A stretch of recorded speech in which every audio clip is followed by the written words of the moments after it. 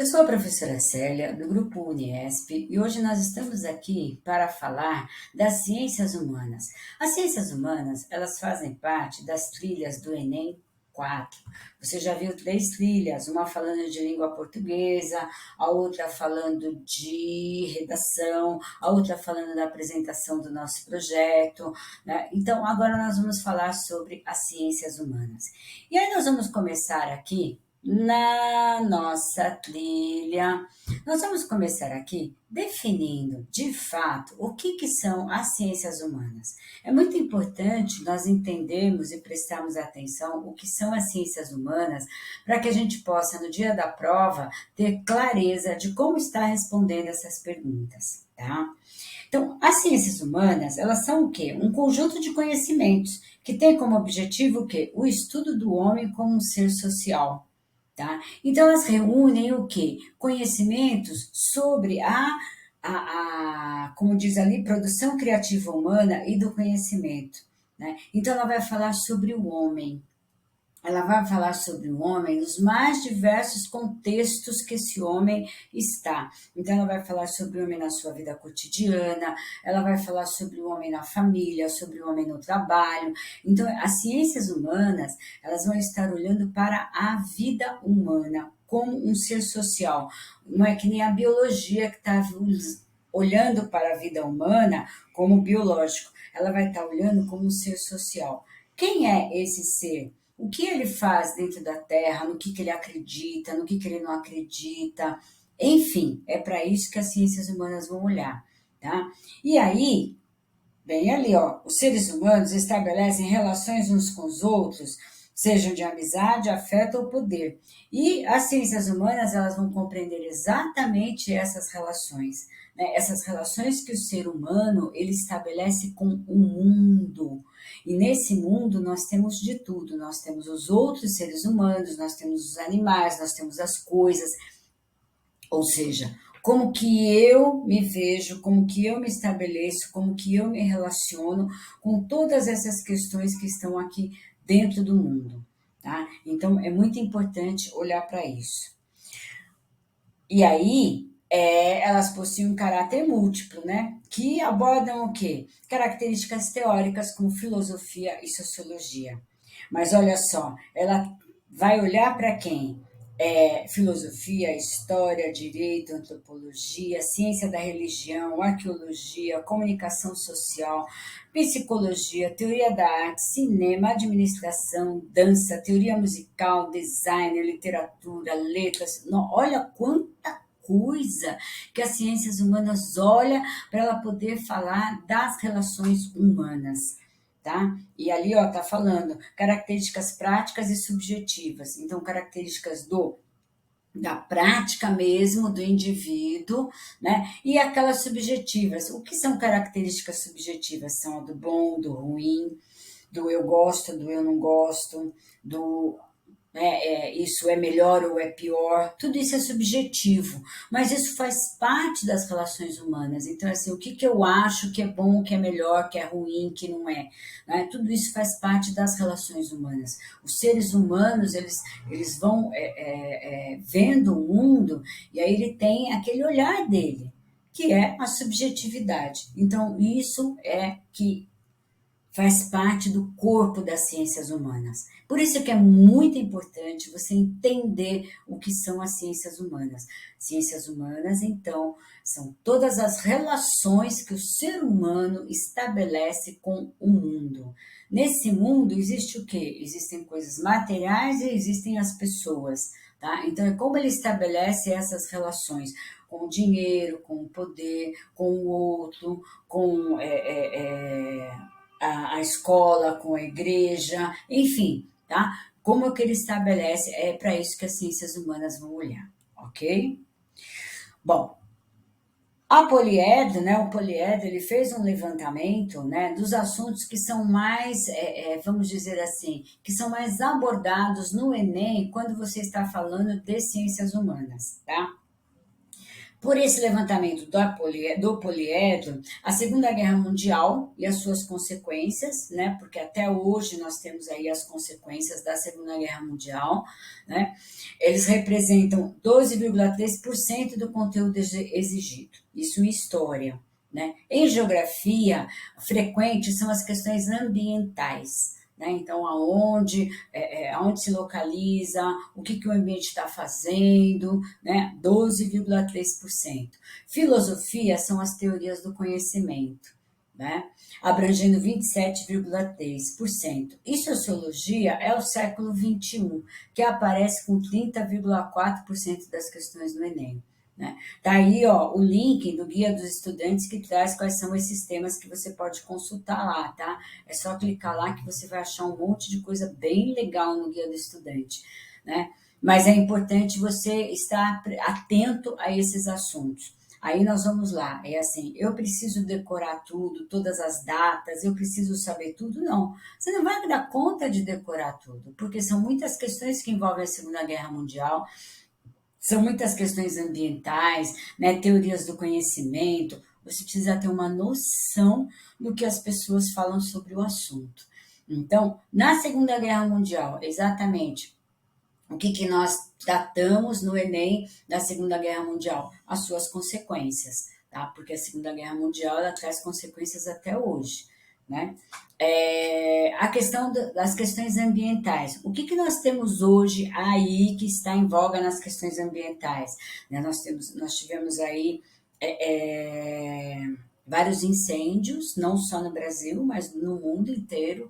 Nós tivemos aí furacão, nós tivemos a devastação de vários lugares, né? Não só da Amazônia.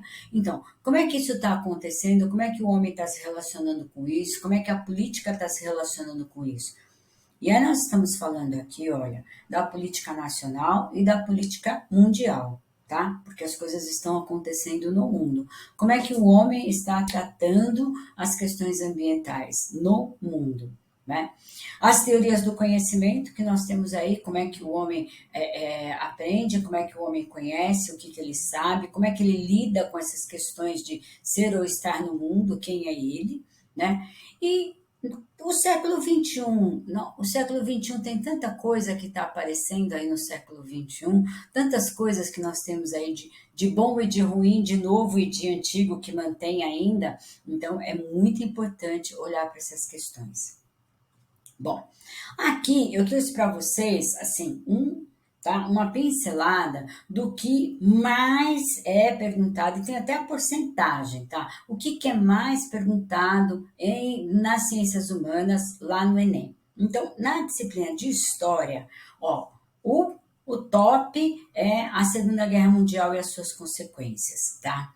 O Segundo Reinado está em segundo lugar, Era Vargas, a República Velha, Reformas e Revoluções, Sistema e Economia Colonial, Baixa Idade Média, Crise do Sistema Colonial, República Populista, Regime Militar, Governos pós-regime militar, Grécia e Roma, Primeiro Reinado, Baixa Idade Média e Grandes Navegações, Ideias Políticas e Sociais do século XIX e Administração Colonial. Tá vendo? Tem aí a porcentagem de quanto que cai de cada assunto para você aí meio ficar mais preparado numa coisa ou na outra, tá? Em geografia, vamos lá. Quais são as questões mais pedidas no Enem quando falamos de geografia? Questões ambientais, globalização, climatologia, urbanização, cartografia, biogeografia, geografia agrária, relações internacionais, demografia, indústria, Oriente Médio, geomorfologia, espaços geográficos, ordem mundial e conflitos, hidrografia, problemas urbanos, energia e América Latina. Então, olha lá, questões ambientais e a globalização estão ali no top, tá? Presta bem atenção nisso. Na filosofia, teorias do conhecimento é o que mais vai cair na filosofia. Filosofia contemporânea, ética e filosofia política, né? Acredito eu que esse ano nós teremos aí um boom, né, nessas questões. Filosofia moderna, século XIX, né? Filosofia contemporânea, tradição continental. Nascimento da filosofia, Aristóteles, filosofia medieval, introdução à filosofia e filosofia do Renascimento. Então, olha, teorias do conhecimento e a questão da ética e filosofia política, eu creio que esse ano nós vamos ter aí um boom dessas questões por conta justamente das eleições, tá? Sociologia, século XXI. Tá? Tudo que rola no século XXI. Relações sociais, relações de emprego, relações de pessoas, tudo que acontece no século XXI. Tá? Esse boom do século XXI, educação, saúde, tudo que tem aí no século XXI. Estado, democracia e participação política, né? Olha, é uma coisa que vai pintar aí com certeza, pode estar preparado para o que vai surgir, questões da democracia, questões, né, de participação política, justamente por conta das eleições esse ano, tá? Sociologia do século XX, sociologia da cultura, poder e dominação, sociologia da religião, as origens e as bases científicas da sociologia e a sociedade. Então, olha, eu acho que o top desse ano vai ser o século XXI, Estado, democracia e participação política, para você ficar atento. E aí, eu trouxe aqui algumas questões para a gente dar uma olhadinha, tá? Uma olhadinha com calma, só para a gente ter alguns exemplos de como são organizadas as questões de ciências humanas, tá? Não trouxe de todas as áreas, de todas as disciplinas, não, mas só para a gente dar uma olhadinha aqui, como que são formuladas essas questões e como que eu tenho que olhar para elas, tá? Então, essa é a questão 46, e eu trouxe questões do Enem 2021. A questão 46. Seu turno de trabalho acabou. Você já está em casa e é hora do jantar da família. Mas, em vez de relaxar, você começa a pensar na possibilidade de ter recebido alguma mensagem importante no e-mail profissional ou no grupo de WhatsApp da empresa. Imediatamente você fica distante.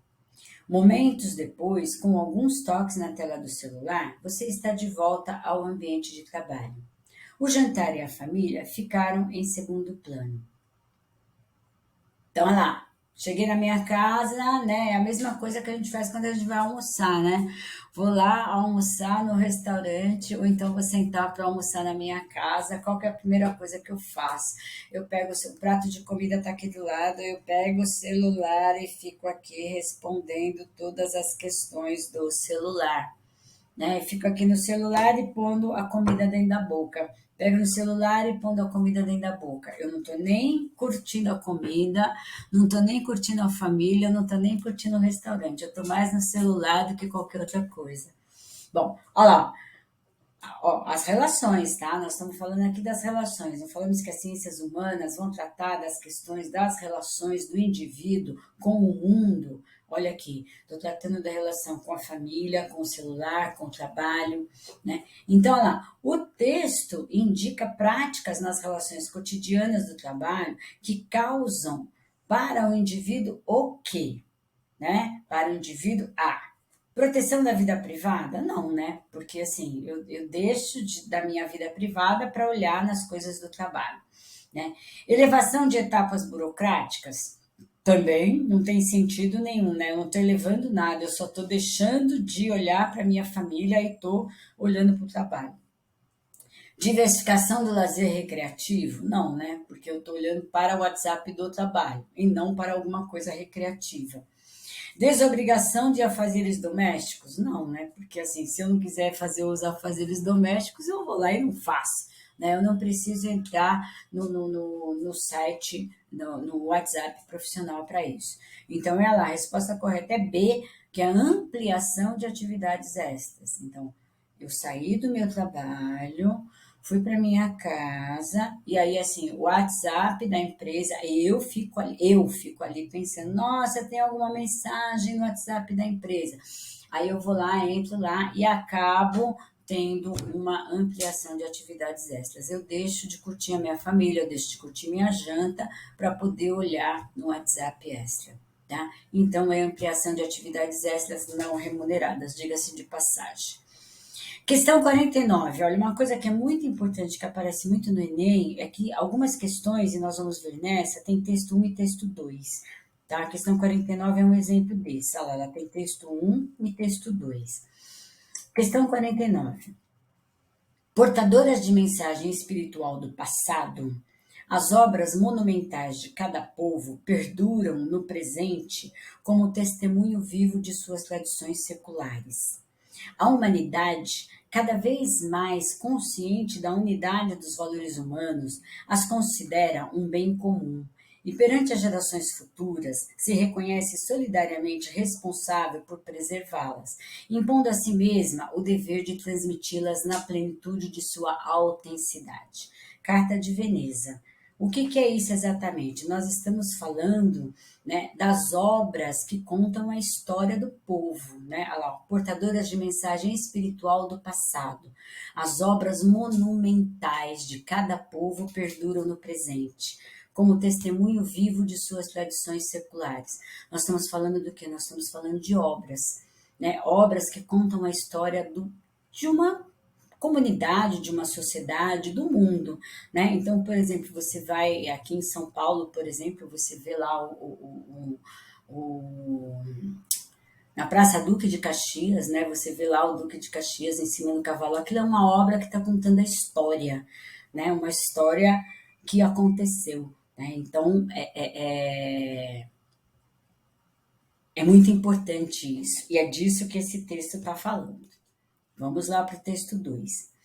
Os sistemas tradicionais de proteção se mostram cada vez menos eficientes diante do processo acelerado de urbanização e transformação de nossa sociedade.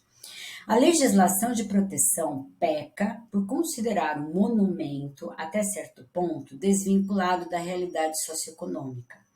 O tombamento, ao decretar a imutabilidade do monumento, provoca a redução do seu valor venal e o abandono, o que é uma causa, ainda que lenta, de destruição inevitável. Isso é o Manual do Patrimônio Histórico, né, que foi escrito lá por Telles e adaptado, né, em 1977. Então, é assim, o que ele está dizendo?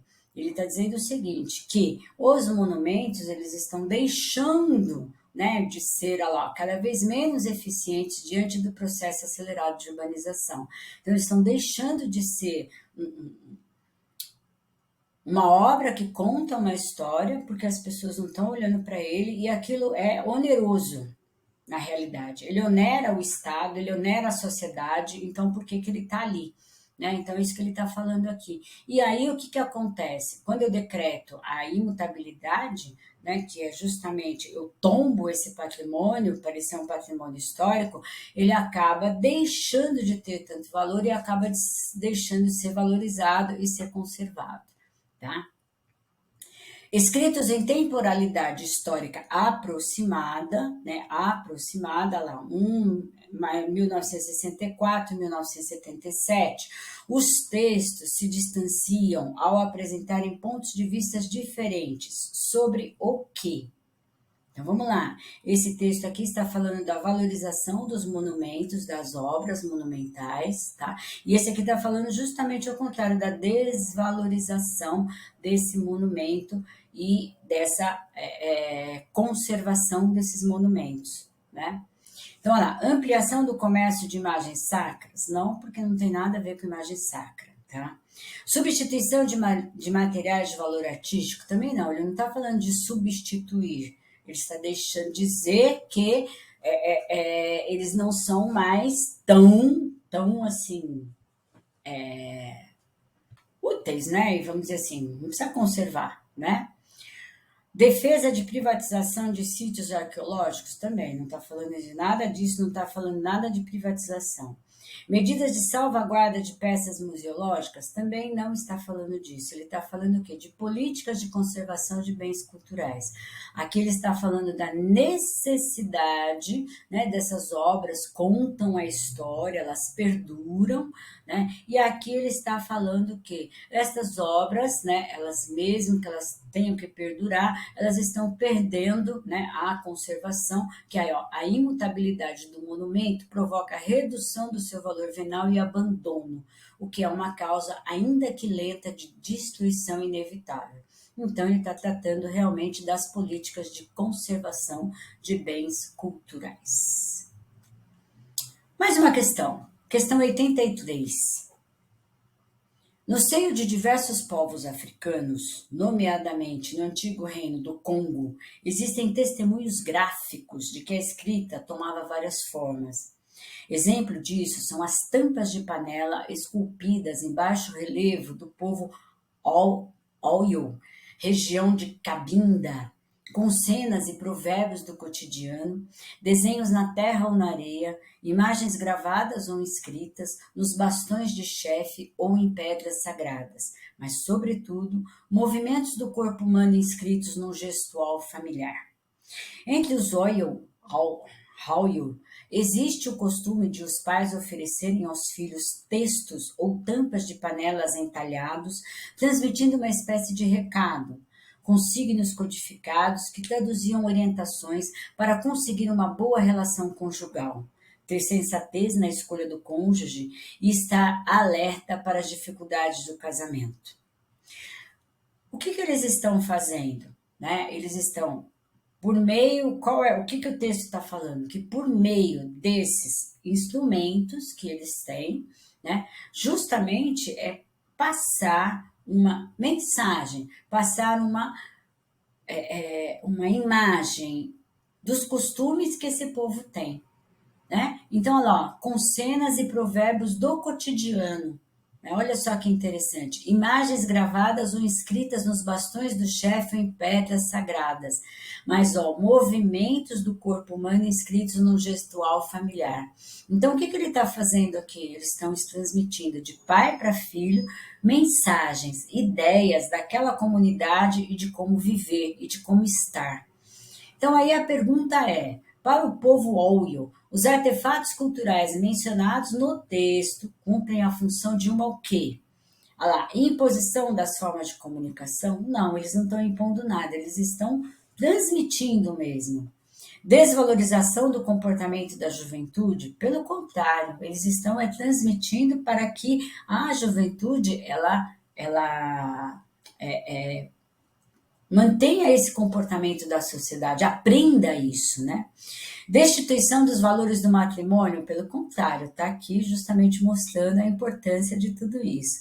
Etnografia das celebrações religiosas também não tem nada a ver com a questão religiosa. Olha lá, a resposta correta é A, porque ele está falando da pedagogia dos costumes sociais dessa comunidade. Então, ele está transmitindo para os mais novos, né, os costumes sociais por meio de desenhos, por meio de imagens, né, lá, imagens gravadas ou escritas nos bastões. Tá? Então, olha, quando for ler, tem que prestar bastante atenção no texto, no que ele fala, né, e olhar uma questão devagar, olhar uma alternativa de cada vez devagar e fazer a relação com o texto. Aqui ficam as referências bibliográficas, né, que você pode clicar nesse link e achar todo esse material aqui. As questões do Enem você acha no site do INEP. Se você entrar no site do INEP, você vai lá achar as provas com os gabaritos, que você pode treinar também, que é bem legal. Tá? E o importante é isso, tá vendo? Nesses textos é você prestar atenção no quê? É você justamente, ouvindo e voltando, prestar atenção justamente, olhar, ler com cuidado, né? E olhar o que ele exatamente está falando. Né? O que eu estou exatamente propondo nesse texto e o que eu estou exatamente procurando nesse texto e propondo para você responder. Leia com calma, devagar, não tenha pressa, tá? Faça com muita calma e vamos testar. Vai lá no site do INEP, pega as provas, faz um teste, entendeu? Responde, porque lá tem um gabarito, isso vai ajudar você bastante a entender como são essas questões das ciências sociais. Uma boa prova para você e até a próxima.